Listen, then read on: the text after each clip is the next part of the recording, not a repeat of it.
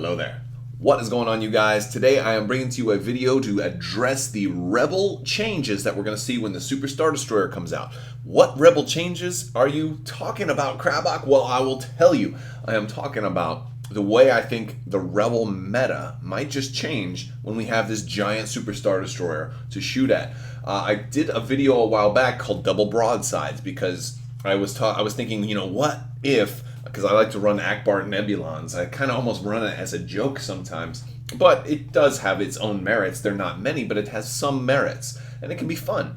But I think against like a Super Star Destroyer, that got me thinking, how is the game going to change? Because the Rebels get nothing for a year, right? The Rebels are going to have just nothing new, not a single new thing in the Super Star Destroyer for the Rebels. But they will have something new in the fact that the game is changing. And I think that's worth pointing out. So that's what we're going to talk about today. And I also want to remind you guys, you can win a Super Star Destroyer. All you have to do is become a subscriber and leave a comment on this or one of my videos. You will automatically be entered into that giveaway to win a Super Star Destroyer in the form of a cool stuff gift card. All it takes is to become a subscriber, leave a comment. I'll be announcing the winner on December 21st, so stay tuned. You're probably getting sick of me telling you guys about that, but just in case you're just joining me for the first time, I wanted you to know. There is still time to enter to win that, and if you end up watching this in the future, after the giveaways already happened, I have new giveaways all the time, so just be on the lookout for those. You'll probably want to click that bell for alerts as well, because I cover a lot of different games, a lot of Fantasy Flight games, a lot of board games, a lot of Star Wars news in general, so hopefully, I think I'm done. All right, let's talk a little bit more about some things that I think are going to change. One thing, I talked about in my other video, and I'll just touch on it briefly, is the double broadside effect, where if you're running Akbar, you might be more likely to get double broadsides. Like basically, both of your broadsides might be able to shoot the same ship. And I think that might maybe lead to a potential resurfacing of MC-80s, being able to feel great about the fact that they don't have to take gunnery teams, or they can't take gunnery teams. And that's one thing with an MC-80. An MC-80 is really, really tough, right? They got double defensive retrofit. This is a tough, tanky ship. Here's a ship that maybe can go toe-to-toe with a Super Star Destroyer and survive a little bit, and maybe they can get close enough to get that double broadside and really, really wreak havoc, especially with Akbar. So they like Akbar on an MC-80 assault cruiser. Maybe you run two of these and you try to push them both up against the sides of the Super Star Destroyer. Something that the Rebels don't really do. I mean, some people do run MC-80s, but you don't always run them with the idea of it being an Akbar fleet. You don't always run them with the idea of planning to get double broadsides. A lot of times people will run these with the idea of them being built as a tanky command ships or flagships or some. I think the play structure of running something like this is totally going to change for the Rebels, and I think it would be really, really fun. But I'm not going to talk too much more about double broadsides because, yes, that is a thing. I talked about it more from the standpoint of the Nebulons because they have those big side arcs, and maybe if you had Akbar, you could run Nebulons. But let's talk about a different type of Nebulon. Let's talk about just the Nebulon running vanilla, because it's a cheap ship. 51 points is not half bad. You could fit a lot of these into a list, and you could actually focus on your front arc because, hey, the front arc is where it's at, right? 3 red dice, 3 shields in the front, 2 braces, and an evade. At long range, you are very, very survivable, and for that point cost, it's actually kind of incredible. So, but the key is it's a skill-based ship because you have to keep that front arc pointed on target. And against normal Imperial lists or against normal games in general, it can be really tricky to do that because you have ships coming in all different angles. But against a Super Star Destroyer, you're very likely to face a ship where there's only really one major threat. Maybe it's just going to be that Super Star Destroyer and maybe a support flotilla or maybe a few squadrons. But primarily the biggest threat in any SSD build is going to be the SSD. And so it should potentially be very easy for you to keep your front arc pointed towards that SSD. So that's going to maximize your survivability, but also going to maximize your firepower. And yes, you may also end up being able to take a side shot. So let's build out one of these guys. I want to stress the Salvation title, because a Salvation title is one of those titles that has always seemed great, but sometimes been kind of hard to pull it off because you couldn't always get that front shot, at least the way you wanted to. Now I think the Salvation title is going to be better than ever because you'll have such an easier time having that front. The SSD is not a ship that's going to arc dodge you. So again, I think Salvation will be great for the Nebulon. And for upgrades, sometimes people would say, slaved turrets on an SS, on a Nebulon. Maybe I'm gonna say no for that, just because you'll probably always have at least 2 shots, and you want to take those, especially since the SSD's got that brace. You don't want just one huge attack; you want 2 attacks. And so, in this case, maybe Spinal Armament. Maybe even turbo laser reroutes. There's different things that you might want to do, and maybe XI7s. There's a lot of options. I wouldn't suggest quads here because I think an SSD is going to be kind of moving pretty slow. But Spinal Armament's fine here. You still get your side shots. If somehow you end up overlapping, then you can also shoot out the rear. But Spinal Armament's a little expensive and a little harder to come by, so it doesn't have to be that. But I would recommend that it's probably better. Spinal Armament is probably better than slave turrets here because you're going to be forfeiting your side arc shot, and that's extra. It's extra dice. So I kind of like that. I kind of like Spinal a little bit better. All right. So what else do we want to talk about? I think and this one isn't new, but I think CR90s with TRC are going to be amazing. In one of the problems that CR90s with TRC or TRC ships in general have always had is that there's evades, and evades are always going to cancel that amazing double you just turned that red die to. And since the SSD has no evades, any long range attacks, any really good red dice you can throw on them from range are going to count, are going to stick. The best they can do in that case is brace, right? Maybe if an SSD is running Brunson, it'll be able to cancel one, but that's always going to be an effect. You can't, that's not a game changer right there. That's just a one-time per round thing, so I wouldn't worry too much about that.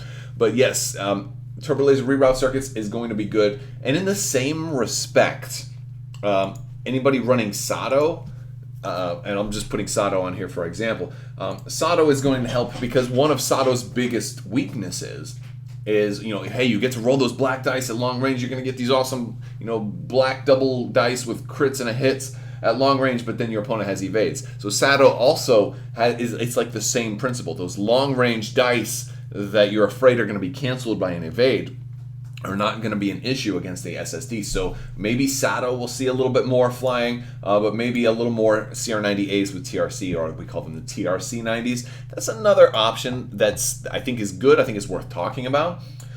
For our next one is a really cool one, though. I think you're going to like this next one. The Assault Frigate, and I'm going to use a Mark IIA. Of course, either one works, but I'm going to pull out the Mark IIA and bring out this title. Do you remember Paragon? People don't use Paragon anymore. I think Paragon is actually going to be viable now. I think it's going to be actually a good choice. Paragon, because it's 5 points for an extra black die. I mean, an extra die usually costs you more than 5. For example, one extra red die for slaved turrets costs you 6, and also takes up a modification, and also stops you from attacking twice. So there's, that's a steep cost. An extra red die in Spinal Armament costs you 9 points. Yes, granted, in theory, you could get 2 extra red dice if you had a front and rear shot, but let's face it, nobody has that. Okay? Nobody's getting that front and rear shot. And actually, Spinal Armament might be pretty good right here, combined, because you'll be getting 2 extra dice.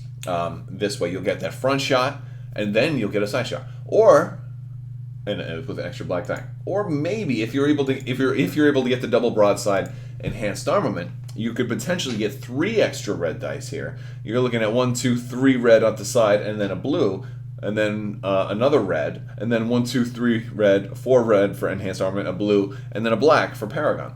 That's potential, but generally you want to plan for the front and side. You want to plan for a double arc out of one of your corners, not out of both sides, because that's, if you get that, it's great, and then take it, but you're more than likely going to have, probably a front and side. I think that's most likely. But the thing is, your chances of getting that are huge because that base is so big. That ship is so huge. And this is what I'm talking about. A ship like this, or a title like this, didn't see a whole lot of serious play. But I think when an SSD is on the board, I think this title is going to be just great. Again, it could be at long range, and it could be a black die. And you might say, oh man, well, you know what? You can't cancel these black dice. So if I roll that double black against you at long range, and if you have a concentrated fire, you can make that another black. If you're running Sato with Paragon, you can have lots of black dice at long range. And then in that case, I would definitely suggest, putting something like maybe Caitkin and Sholin, which would be a good one for that. Or probably even better, Ordnance Experts. And again, you don't really think to put Ordnance Experts on an assault frigate because they don't have the black crit effect. But here's the other thing. I don't think you need black crit effects against the SSD. I think you just need the damage. Because I have a feeling Damage Control Officer is going to be a staple of the SSD because it's got 2 contains and 3 officer slots. Damage Control Officer is going to be almost mandatory, almost an auto-include on the SSD. So I wouldn't even worry. I wouldn't even waste the points on black crits for a while. I mean, granted, over time, people might stop flying the SSD, and you might see other ships. You're not always going to face an SSD, but that just having a lot of damage, maximizing your damage from black dice, is always at least going to be good. Always at least going to be good. Nothing wrong with rolling a whole bunch of black dice and making sure that they're all doubles. Nothing wrong with that at all. Okay, so let's talk about some other things. This one is probably good all the time, but will continue to be good. Let's talk about Hammerheads. I don't like the Hammerhead Scout Corvette as much because one of my favorite things to do with the Scout Corvette is to do gunnery team and to, shoot against 2 different targets for cheap. 2 decent shots for cheap. Maybe we put Spinal Armament on there, maximize. I get 2 extra red dice, something like that.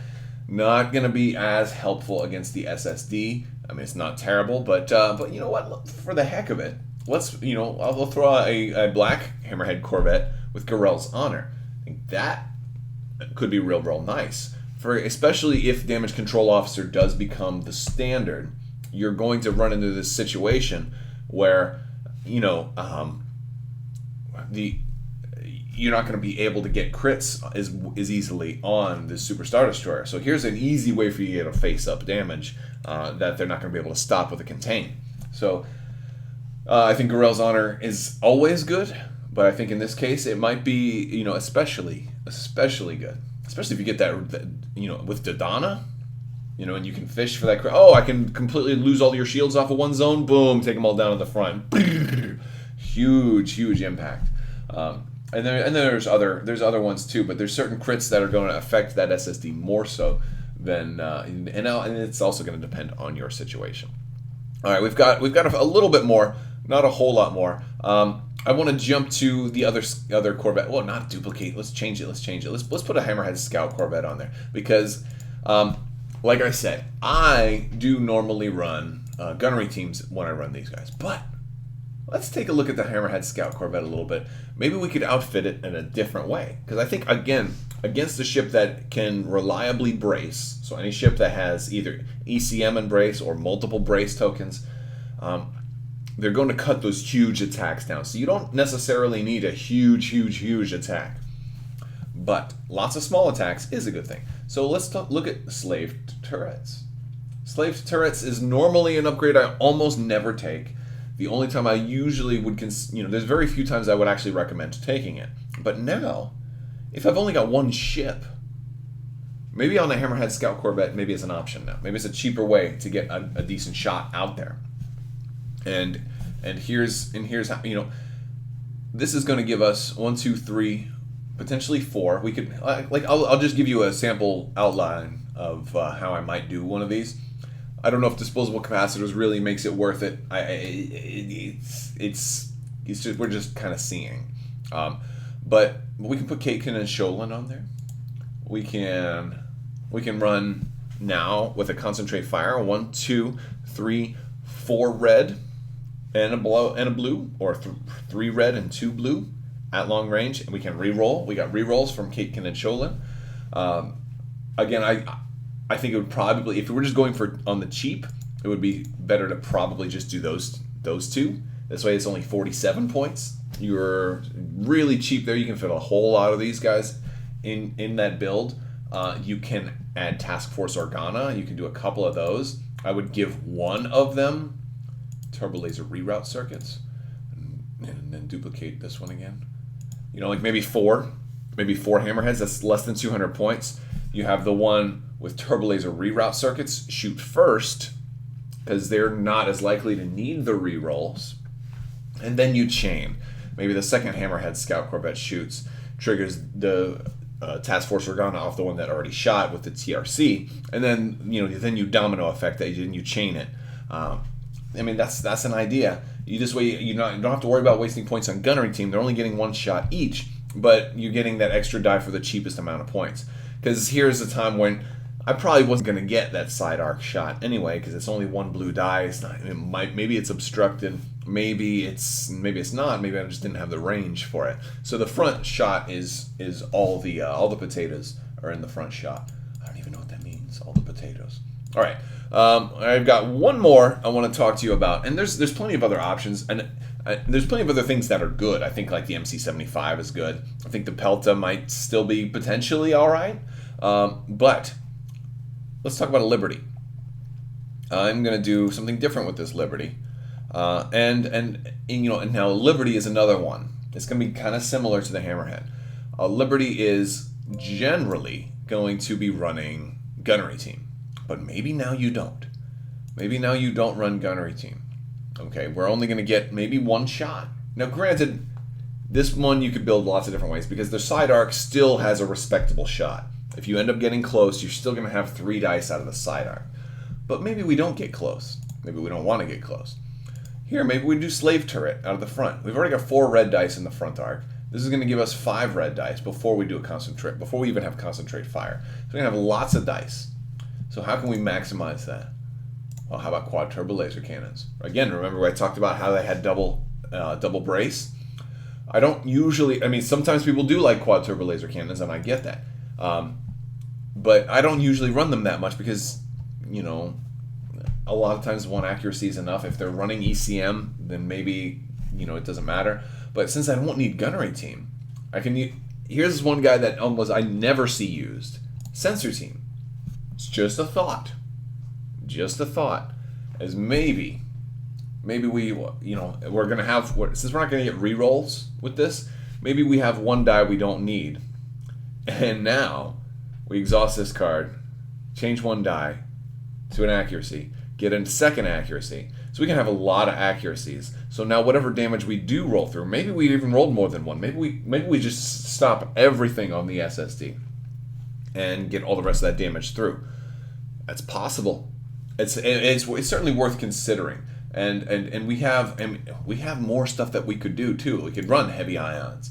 We could run other things in there as well. Again, it's just something worth considering. I saved this one to last because Sensor Team is, in my opinion, a really bad card. It's because you could just swap out quad turbo lasers and maybe put H9s. H9s is very, a lot of times people are, a lot of times you'll roll at least one hit, so you're going to be able to get it that way as well. In H9s is cheaper. The only thing is, you're only going to get the one. It's kind of nice to get a second one, maybe. Or you could do H9s and Sensor Team. Maybe you'll get 2 that way. It all depends. There's a lot of different options, but the thing is, there's things like Sensor Team is just one of those cards I would never have run before, or almost never. I've come up with theoretical builds before, and I didn't like them. I've actually run Sensor Team once, was not happy with it. But here, when you're going to only face one ship or one major threat, maybe Sensor Team is worth it. Maybe it's worth it here, because it could be the difference on them bracing that, that 8 damage attack, that 10 damage attack. Something like that.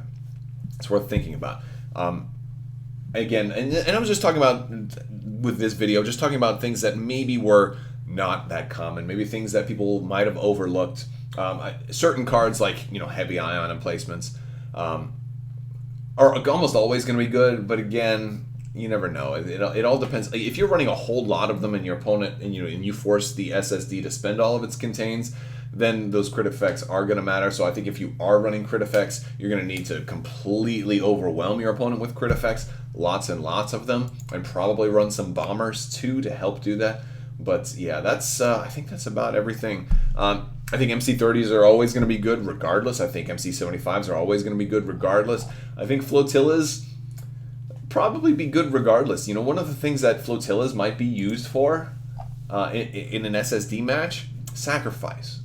Just park them. If you need the SSD to like stay at long range for your firing line, maybe you just park that SSD or you park that flotilla in front of the SSD. Look, any ship was going to do a damage to that flotilla anyway and wasn't going to take one in return.